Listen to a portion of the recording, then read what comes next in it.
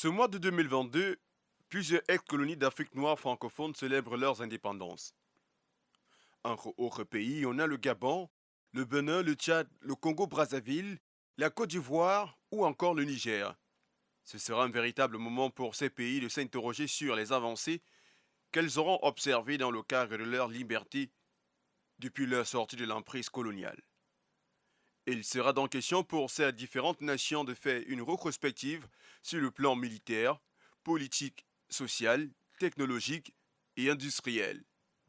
Les chefs d'État actuels, avec leurs équipes gouvernantes, bien que quelquefois arrivés au pouvoir par coup d'État, notamment en Afrique de l'Ouest, devront se demander si les conditions de vie des populations auront avancé, ne serait-ce que d'un seul pas.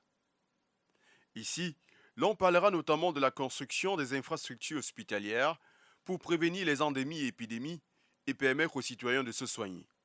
Les chefs d'État aussi doivent questionner l'accès à l'eau potable de manière à savoir combien de ménages par kilomètre en ont, ce qui pourra limiter les maladies liées à l'hydratation ou à la mauvaise qualité d'eau.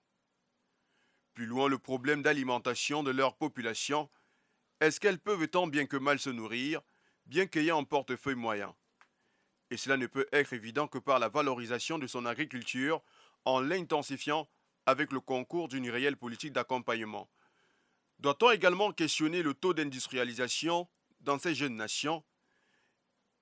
Est-ce qu'il a atteint en nos jours un tant soit peu un niveau moyen de telle enseigne qu'il puisse maintenir le pays sur la pente et faire régresser le taux de chômage ambiant?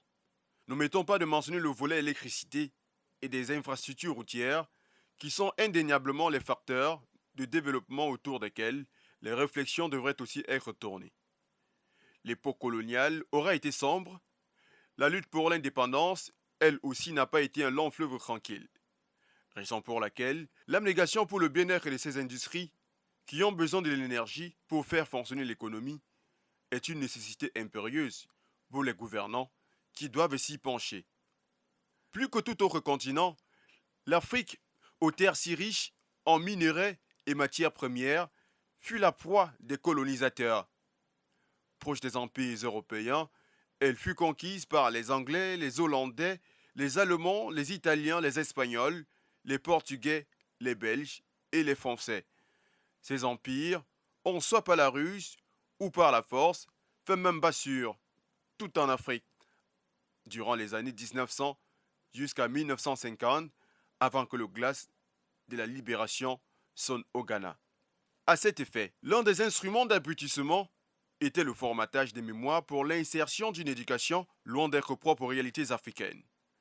Ainsi donc, l'Afrique noire francophone, qui est beaucoup plus concernée par cette période des indépendances, devrait s'interroger sur les avancées qu'il y aurait eu sur le plan éducationnel, de manière à sortir définitivement des griffes de ceux qui autrefois ont été taxés d'oppresseurs, d'usurpateurs et d'esclavagistes. Vive les indépendances en Afrique!